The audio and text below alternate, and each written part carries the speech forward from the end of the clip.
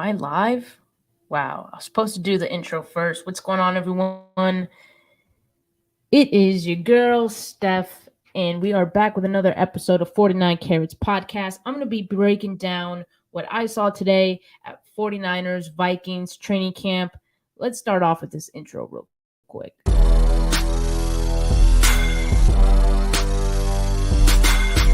You're listening to the 49 Carats Podcast, a 49ers Goldmine production with Stephanie Sanchez.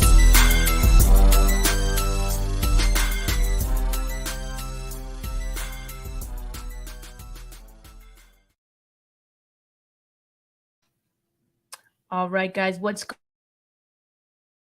and really quickly, I just got to say, I am in a shitty hotel and the Wi-Fi is not that great. I'm actually using my phone hotspot right now. I might as well be at a McDonald's using their Wi-Fi. So if the Wi-Fi is a little clunky, let me know. I'm going to try my best to get it sorted out. But I'm on hotspot right now using my phone. So I hope it is good enough for you guys. But I appreciate you guys being here. And I'm going to be talking about day one of 49ers Vikings joint practices. It was an exciting day. Really happy to be covering this for you guys today. So before we jump right into it, I'm going to ask you guys to subscribe to the channel. As you guys know, I'm going to be going live all of these practice days. So today, going live right now. And then tomorrow after practice, I'm going to be going live as well. Though I still got to figure out where I'm going to go live tomorrow because I got to check out before I go to practice. So McDonald's might be on the table for stream location tomorrow. It's up. All right. Make sure you like this video as well. Let's try to get 15 likes. How about 20 on this video today? And without further ado, let's just go ahead and talk about, Ty, the struggle is for sure real. But we're figuring it out as we go. So let's get into it. Today, Kirk Cousins, he's back from COVID. So that was actually a really good development, in my opinion. I know some 49er fans are probably like, why would we be excited about that? But if you want the 49ers to be battle tested and really, learn as they go, you want them to face tough tests and challenges. And that includes having Kirk Cousins be the starting quarterback for the Vikings today in practice. So the Vikings got that, and the 49ers defense got that challenge as well, which I personally thought was very good for them. Eric Armstead, Charvarius Ward, Emmanuel Mosley, Elijah Mitchell, Jason Verrett, they did not participate in team drills. They were out there, but working on their own thing, working on the side field. It's good that they're out there. It means, maybe they are going to be practicing with the team soon. It's good that they're out there. We miss them, though. We miss them. I'll get more into that in a bit. Mike McGlinchey, Daniel Brunskill, they remained out. And so McKivitz was at right tackle. Jake Brendel was at center. I'll talk a little more about the offensive line in a bit. Before I talk about, what I saw today at practice, I just want to, preface it by saying that I don't see everything in practice. It's kind of hard and, quite frankly, impossible to see everything that happens in practice because especially with both teams practicing at the same time, they're spread out all over the field. And, sometimes it's a little hard to see two things happening simultaneously. For example, 11 on 11s. There were two 11 on 11 sessions happening at the same time. So I didn't take any notes today. I didn't chart any 11 on 11s today. I just watched what I could and I tweeted what I thought was notable. So you guys probably saw a lot of my tweets today and you can expect more of those to come. But again, if I didn't see it, it doesn't mean it didn't happen. It's just that my eyes can't be everywhere at once. All right. So this is what I'm going to be talking about today is the things that I did see. So let's start off with Trey Lance, because I know everyone wants to hear about how the boy Trey Lance is doing. And for the most part, I thought Trey Lance was solid today, all things considered. He continues to show all of the things that we've been saying that he's been doing, having the great awareness in the pocket, having great feel for like where in the pocket he can move up. He has good awareness of that, and then always keeping his eyes upfield. So that continued, and that's always a good thing. George Kittle today after practice media availability, he said Trey's consistently gotten better and better every day. I've seen it. I mean, I've been to training camp. I went to, I was there today. I've seen the improvements over time, and that's really all you can ask for when it comes to, first year starter like Trey Lance. Not going to be perfect all the time right away, but what you want to see is continual, gradual improvements. And I think that's what we see with Trey Lance in these practices. And he went one sequence with no incompletions, and I tweeted about that as well. He went 4 for 4 on this particular sequence. And what I mean by sequence is the quarterbacks rotate, so they'll do about four plays, and then they rotate to the other quarterback. So Trey Lance goes first. He has 4 plays, and then Nate Sudfeld goes. He has his 4 plays, and then Brock Purdy goes, and so on and so forth. So what I mean by sequence is they're one turn.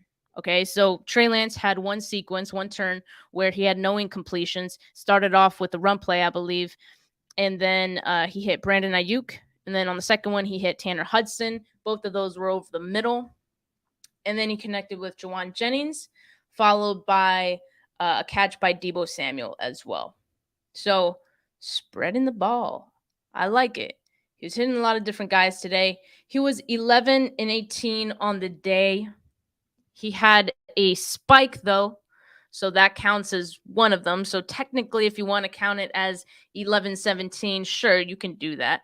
The spike happened during the situational period. So it was when it made sense to spike the ball. It wasn't like he was giving up on the play. It was kind of like something he had to do at that point. And I did see at least one drop from Deebo Samuel, so take that for what it's worth as well. But again, Trey Lance spreading the ball around, and it seems like he has a nice chemistry going with all of his receivers, really.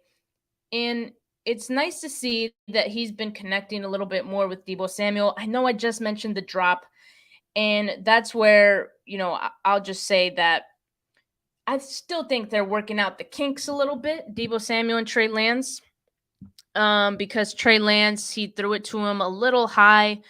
This was a pass over the middle, and it was a little high, but it hit Deebo in his hands.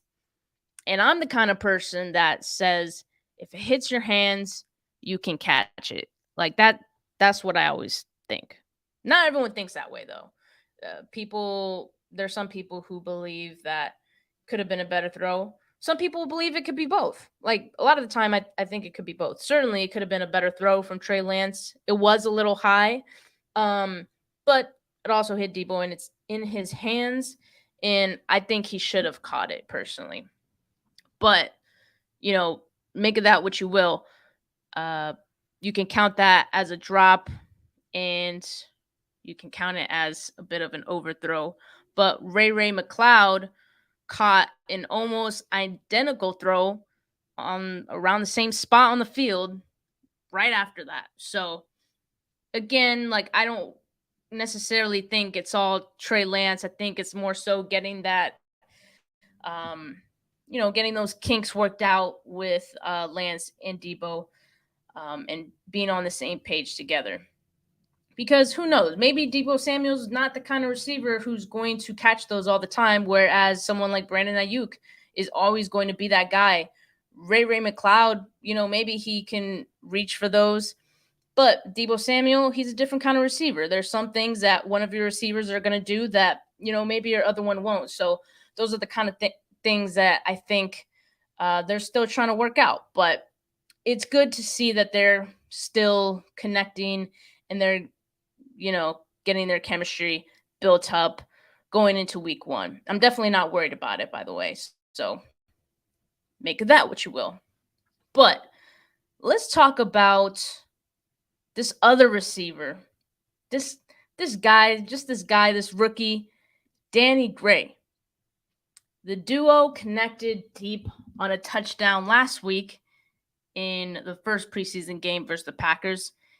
And it's clear there's plenty more where that came from. Trey Lance today, he hit Danny Gray deep after Gray burned Patrick Peterson. You guys saw the video. I posted it. If you guys didn't see the video, I am more than happy to share my screen and show you guys because it was a pretty fun play. Let me see if I can find it here. So, nope, that's another one. So, again, 2 11-on-11s happened at the same time, right? So here you got the defense, and then right here you had the 49ers offense going. So there's Danny Gray right there, and he just like blows right past Patrick Peterson. Let's play that again. Cut you off. Just absolutely smoked him. And that's just honestly, it was kind of I mean, I don't want to nitpick, but it was a little underthrown. Like Danny Gray had to come back, but Danny Gray beat Patrick Peterson so bad that Peterson didn't even catch up even that. So I mean, I still think it was an amazing play. And I also want to point out that was during 7-on-7s. So there was no offensive line or defensive line, during that portion of team drills when it's 7-on-7s. So make of that what you will, because I will talk about the offensive line in a little bit, and you will see why that kind of mattered for that play to have taken place. But this Danny Gray and Trey Lance connection is real. And I think the most exciting part is the fact that not only is it real, but it's already here. Like, I didn't doubt that these two would have a connection at some point, at any point. But honestly, like, I wasn't expecting them to, be on this level before week 1, where they're already hitting like these crazy deep plays. So to me, it's really exciting, and honestly, for this offense, it's a bonus to have these two, on a good page together so early in the season. And I think the 49ers could put Gray in there 1 to a few times a game and really test a defense. Either get a deep touchdown or open up the middle of the field. I mean, either one works, right? Either way, the threat, because it is a threat, it's okay.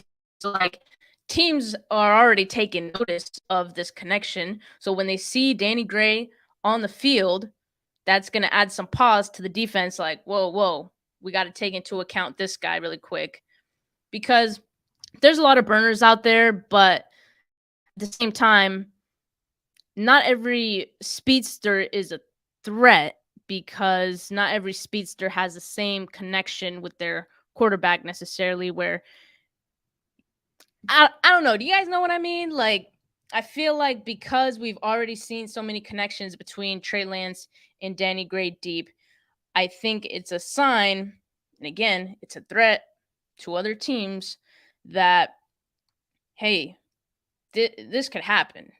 So you better be ready for it. And again, that's just going to allow the middle of the field to open up. Again, stretching the field, stretching the defense, and opening up opportunities for other guys as well. So I think it's a good thing all around that those two are already connecting and on the same wavelength. And today, I thought Trey Lance was smarter with the football. Okay, no turnovers. I do think part of him being smarter with the football is the fact that he's facing another team, right? I think when he's facing the 49ers defense, one, it's the 49ers defense. They're really fucking good. But also, I think you feel like you can afford to make more riskier throws when you're going against your own defense. No harm, no foul. I mean, let's just try it and see what happens kind of thing. But when you're going against another defense, and I already saw this, like I felt like when, Trey Lance went up against the Packers, I feel like I saw, and even before going into that game, he was starting to reel back on the risks and just feeling like he needed to make a big play all the time, and starting to be okay with the checkdowns. And I've mentioned that, being okay with the short passes, because any completion is better than knowing completion, right? So yeah, I just feel like he is starting to get comfortable playing against other teams now, and finding that balance between, okay, taking a risk and also being smart with the football and not risking too much, especially when you're going against another team. So I think today we saw more of that from Trey Lance. And someone even pointed out there was a low throw that Trey Lance made to Brandon Ayuk. And I'll share it here really quick. So let's see if I can find it. Yeah, you guys don't follow me on Twitter, missing out, okay? Because I had a lot of content today. So yeah, so on this one right here, I'll replay it without the sound. Yes, that throw was really low to Brandon Ayuk, right? And completion. So I mean, completion is completion, but you think it's low. Oh, that's not good. But then someone pointed out to me that to throw it low was actually smart, and it was a good call on Trey Lance's part, because it was in the middle of 3 Vikings defenders, and in a way, it is protecting Ayuk from taking on a hit. So him having to get low to make that catch, in a sense, was protecting Ayuk. I didn't think of it like that when I first saw it, and so that was a great perspective. Shout out to whoever tweeted that. I forgot, but that was a really good point. And so that goes along with the point of Trey Lance being a little bit smarter with the football and the throws that he's making, and more aware of the fact that he's going up against another defense, right? So I think all of that is really good. And so altogether, I really think that Trey had a really good day.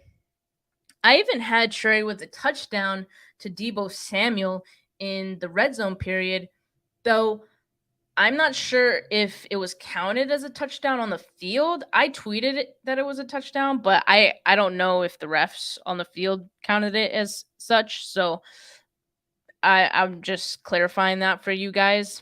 I'm not so sure. But again, overall, I think Trey Lance had a pretty good day, all things considered. Why do I keep saying all things considered? Because I'm about to tell you what to consider. The offensive line kind of struggled today. And it wasn't just one guy, it seemed. I mean, McKivitz, who was filling in for Mike McGlinchey, he's a fine backup, maybe can finish a game for you, but he got beat a few times today. I believe Matt Barrows had Trey Lance getting sacked 4 times today, which for a 2-hour practice, that's quite a lot of sacks to be giving up. And so it seemed like the offensive line to start practice was holding up, but as it continued, they started to, kind of crack, in the beginning, or sorry, in the middle of practice there.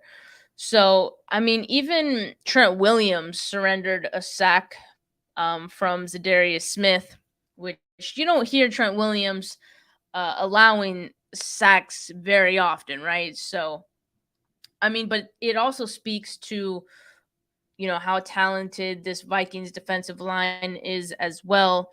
And so we got to give credit where it's due. Zadarius Smith we knew coming into these two practices and this week that the Zadarius Smith, along with Eric Kendricks and some of those other guys, were going to be a challenge for this 49ers offensive line and the offense in general. So, I mean, we can't be too surprised. All we can hope for is improvement from this offensive line as it goes on. Terrence says our O-line is honestly my only concern. At this point, I'm starting to feel the same way. Definitely is a concern for me. And again, like I said, Trey Lance, I thought had a good day, all things considered. So despite the offensive line not being at the top of its game, I still thought Trey Lance did okay with what he had and what he got to work with. And I think that's one of the good takeaways that we can take from today. So, and another thing I'll mention is because the offensive line, for the most part, struggled, there weren't a bunch of open lanes for the running backs either. And so it was kind of a quiet day for the 49ers running backs, and quite frankly, a little hard to evaluate them as, you know, there aren't any true tackles. There's like arm tackles, and it seems like these refs, you know, maybe slightly different than the 49ers referees that they had at training camp.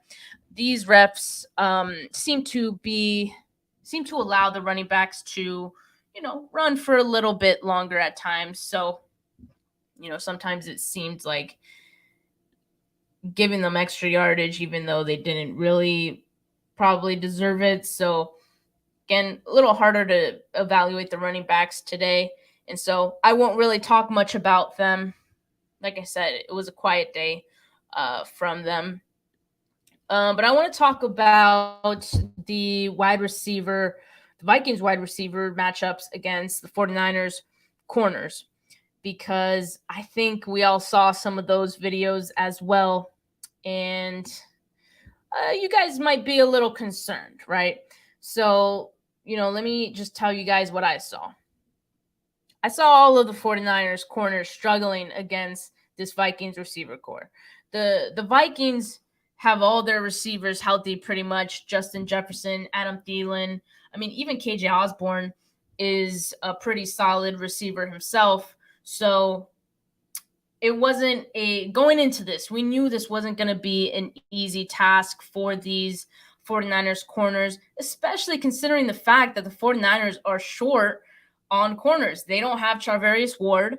They don't have Emmanuel Mosley. They're 1 and they're 2. Their 2 starting corners are out. So that is already not an ideal situation going into this camp. And I think most of us expected that these corners were going to struggle against the likes of Jefferson. So good. He makes, you know, starters and veterans in this league, you know, look silly. And, you know, he did that to our young corners today, and it isn't surprising. And I'll say this because I know people saw that one, the one video of Lenore covering Justin Jefferson that I posted. Here, let me share that one really quick. Share my screen. This one right here. Let me play it back. So right here at the top,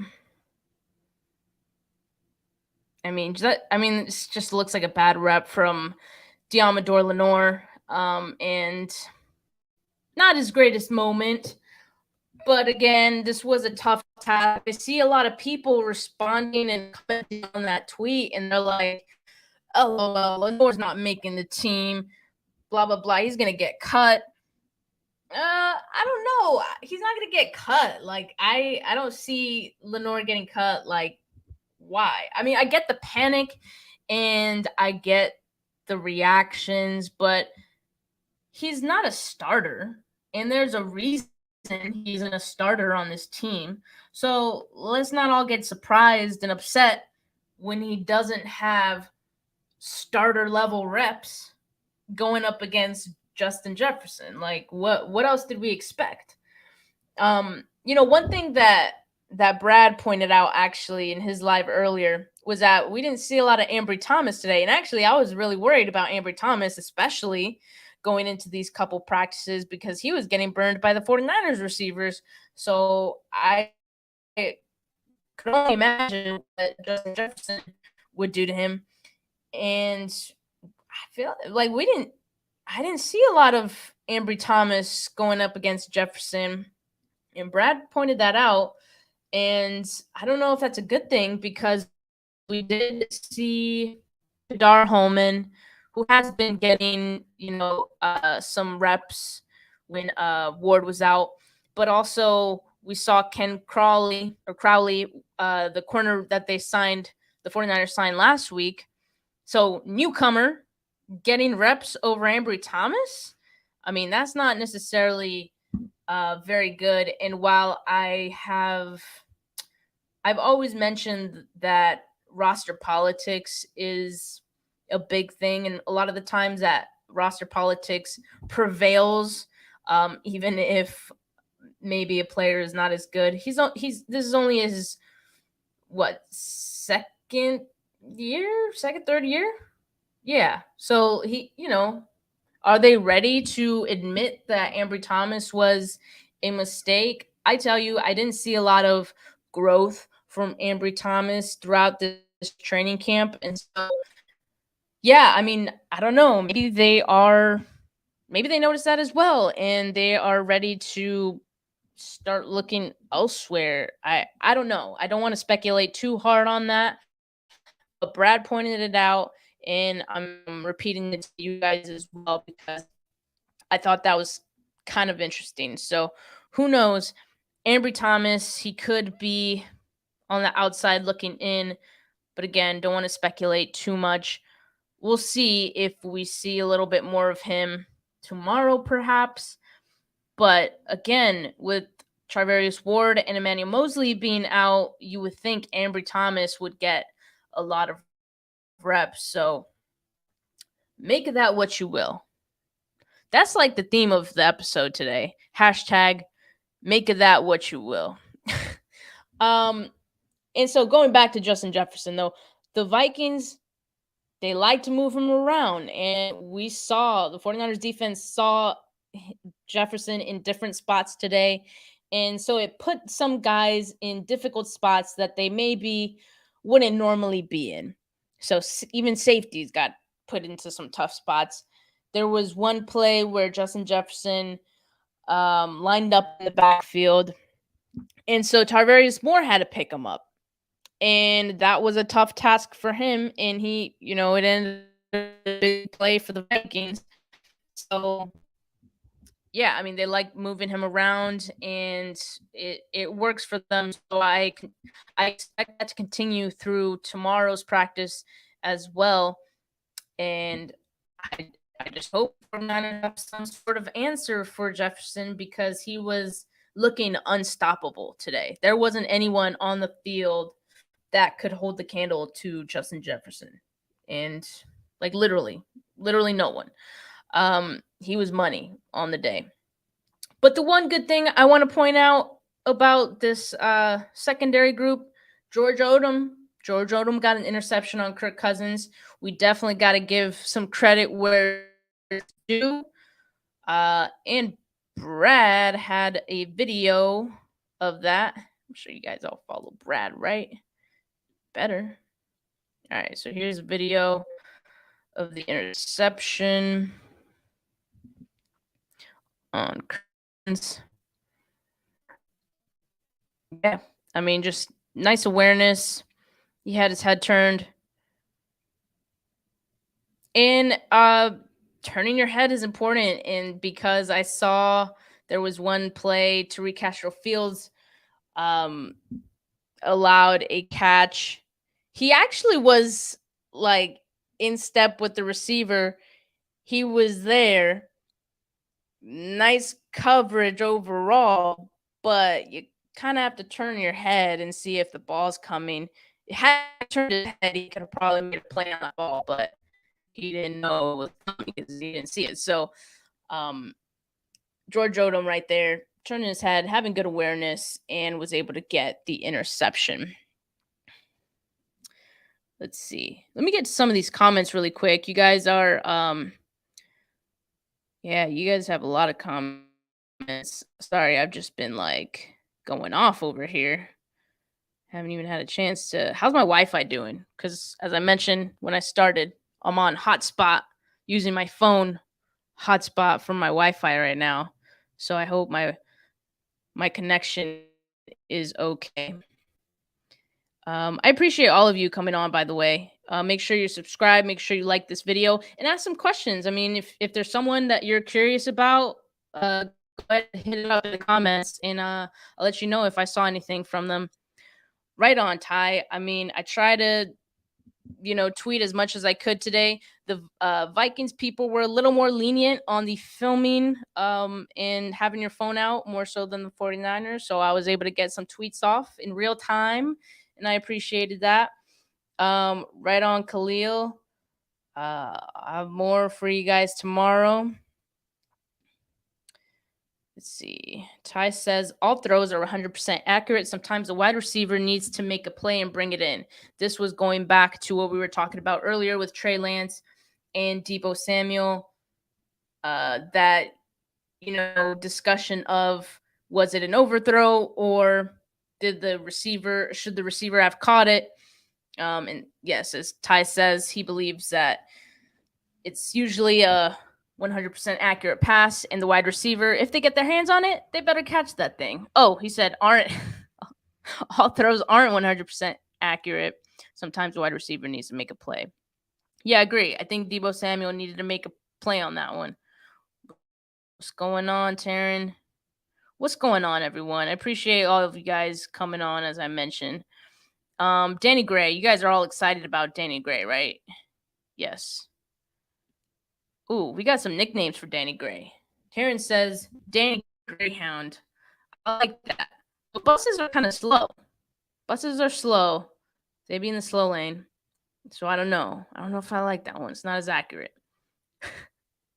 Danny Gray is fast as fuck. Yeah, he is. We saw that speed in real time. Oh, what's going on, Rohan? Shout out to Rohan. You guys follow and subscribe to him as well. He's had great coverage for the 49ers training camps. All right, let's get back into this. Oh, we got a question right here. Terrence says, where do y'all see Verrett playing if he's healthy? That's the number one question, right? And Verrett is going to be healthy, we could assume, pretty soon. And yeah, I really don't know where they're going to put him. I know some people have said put Verrett on the outside, have Mosley in the slot. That's a possibility. But Sammy Womack has also looked really good. And so I don't see why you wouldn't just have Samuel Womack as your nickel, unless like when the season starts, like he suddenly degresses a little bit, which I don't see happening. But I don't know. It's going to be really interesting what this team does with Jason Verrett. I mean, him being healthy was always a bonus. And if he can give you any kind of snaps, it's always a good thing. I wonder if they'll rotate corners or like, in certain situations, maybe put in certain situations going against certain receivers, maybe that'll dictate who they put in there. I don't know, but I'm very curious to see how they use Verrett as well. Ty thinks they'll use him as a valuable backup. Yeah, I mean, for the money they're paying him, yeah, they could just use him as a backup and that be it. So we'll see. We'll see what they do. Terrence says, Steph, I never understood that with CBs, it should be muscle memory to turn your head around as a professional. Yeah, I would think so. I mean, I think for some of the young,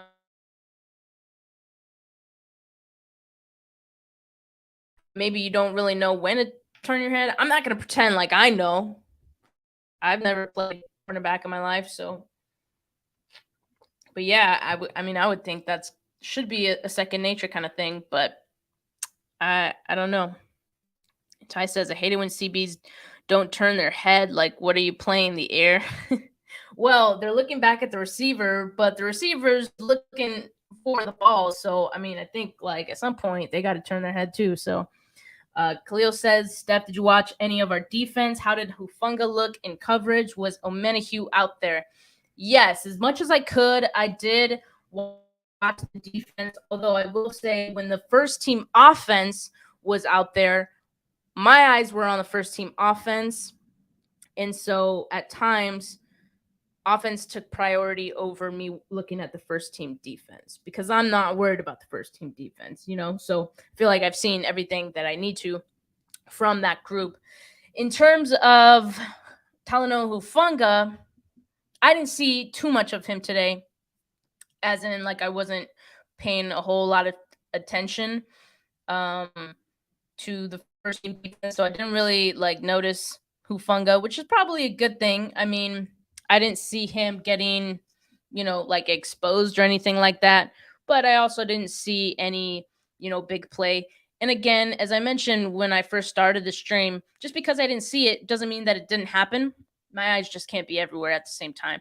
So, tell you what, Khalil, I'll make a point to have a good eye on Hufunga tomorrow, and I'll let you know how he does tomorrow. Omenahue was out there though, and I know he did get some good push, some good penetration as well. And honestly, the whole 49ers defensive line, which I'll talk about in a bit after I finish up these questions. Yeah, they looked good as well, and I'll detail that. Ty says, good question to Khalil. Who started opposite Hufunga? It was Tarvarius Moore starting opposite Hufunga. So playing in Jimmy Ward's place, they had Talanoa Hufanga, and they had Tarvarius Moore. Tarvarius Moore at safety. So both those guys.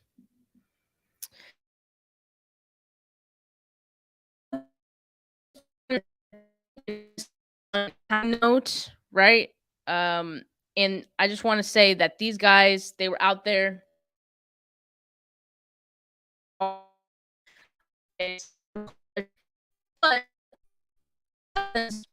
for the most part, he was really good at getting the ball out quickly. Pressure that defensive line was getting. So, I mean, take the good, bad, good job of getting the ball out, but the defensive line was still getting there. So don't get it twisted. Javon Kinlaw, for example, he was out there. He was moving on the inside. And Brad, let me see if I could pull that up. Brad had a awesome video of the pancake.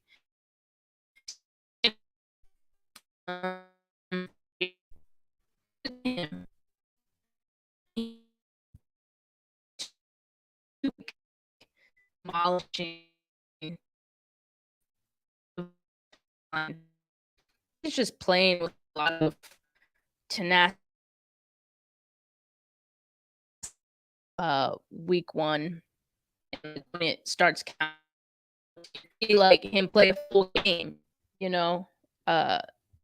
because he had his injury, then they were ramping him back up, so they were easing him in, and so he wasn't always playing a lot of snaps and 11-on-11s. So I'm excited to see him play a full game because he's always putting some good things on tape. And that was just who he pancaked, by the way. Ty says, that wasn't a pancake. That was road rage. He ran that guy over. Khalil said, Kinlaw with a pancake with extra syrup. That's a good one. Terrence says, my hotspot is lagging a bit. Is it? Okay, he says, I'm clear now. Okay. Yeah, I'm sorry, guys. I know this isn't like the ideal setup. For sure. I mean, next time I'll get a better hotel, I guess, because this hotel is kind of janky, but it'll do. It's just one night, right? So, oh hell no. He said, Kinlaw thought dude was Grant. You guys are crazy. All right, yeah, but Kinlaw looked great today. Nick Bosa, also solid day. One of the matchups that I was gonna be keeping an eye on was Christian Darrisaw, Vikings left tackle, going up against Nick Bosa. For the most part, like, it was a really good battle between those two. Um, and Nick Bosa would get some push. He had a couple stops in the run game as well, as did Fred Warner. I mean, Fred Warner, Nick Bosa, like, those are guys we don't need to talk about every video because they just do what they do every time. So we don't need to worry about those guys. They still look good, confirmed per sources. Kimoko Turay, though. Kimoko Turay is one guy who, really came into his own in training camp, improved with every practice. And he's been playing with like the backups. So because our defensive line is just so deep. So obviously he's been with the backups. And he just looks like one of those better backups on the team. Like when he's out there, you really notice. And he had a sack today as well. And he gets good penetration. He also gets involved in stops. So he's just an all-around great addition that this 49ers team added to their defensive line. Feisty guy on the line, and really excited to see him get more reps. Like, I think this is someone who deserves more reps in the rotation, and I think we're going to see it as the season progresses. Kimoko Turay, remember the name. You guys are going to love him. If you guys don't already, he did show out in that game against the Packers as well. Drake Jackson, you guys are all excited about Drake Jackson, and for good reason. I feel like every practice, this guy looks better and better as well. And he made his presence felt today, too. He had a would-be sack on Kellen Mond. Kellen Mond, weird name. Love to see him go against anyone that isn't the 49ers offensive line, right? And so Drake Jackson's been working with the second unit for the most part. So again, Drake Jackson looks like one of those guys that just looks better than everyone else in the second unit. Like, he just stands out because that's how good he is. And that's a really good thing for a rookie who is just finishing up his first training camp in the NFL, right? So this guy looks like he's going to be an absolute steal for the 49ers. Kerry Hyder Jr., he also had a sack on Mond. And, overall, I think the Vikings offense was, pretty sharp today, especially in the red zone. They did get a number of scores in the red zone. And I feel like despite the 49ers' best efforts on defense, Vikings did a good job of moving the ball anyway. Credit to Justin Jefferson for most of that, but Kirk Cousins as well gets some credit. Got the ball out quick, as I mentioned. No fights today between the 49ers and Vikings. Kyle Shanahan and Vikings coach Kevin O'Connell, they let their guys know that if any player threw a punch, they would be kicked out of practice. All right? So I know I had predicted that there would be a fight in these two practices, but now that they said that, I'm like, yeah, man, fine, all right. But, there was some shit talking happening, and it didn't lead to any fights, but, there was some chirping. So I don't think we see any fights. I guess that's a good thing, but it'd be funny as soon as the game happens, we see a fight there. That would be kind of funny. But all right, that's pretty much all. Steph was out there instigating. I mean, lightweight. It's entertaining, Like, at the end of the day, it's like hockey. Like, you love to watch hockey for the fights, low key. Like, don't lie, because it's just fun to see. But yeah, so that's all I got for today. If you guys are just joining the Cliff Notes, I thought Trey Lance looked good, all things considered. I said all things considered because what was needed to be considered was the offensive line not being all that great today. The Vikings wide receivers absolutely torched the 49ers backup corners today. In particular, Justin Jefferson, who just dominated the day. He was looking like Brandon Ayuk was in 49ers training camp. And the 49ers defensive line looked good, but at the end of the day, I felt like the Vikings offense prevailed and still had a really solid day. So that's my recap for the day. If you guys enjoyed this, make sure you subscribe to the channel. I'm going to be doing a recap of tomorrow's practice as well. And make sure you guys follow me on Twitter too, because I'm going to be live tweeting the practice just like I did today. And you guys are going to want to see that content. So make sure you like this video. Let's get it up in the algorithm. And let's try to get 15 likes, maybe 20. Yeah, aiming high, clearly. If you guys don't follow me on Twitter, that is my Twitter handle. And that is a podcast Twitter handle, all right? Appreciate all of you guys. Have a good rest of your night. I'm going to take a nap because I've been up since like 2, 3 a.m. So, time for me to hit the hay and not do shit for the rest of the night. And I'll catch you guys tomorrow. Have a good rest of your night, guys. Peace.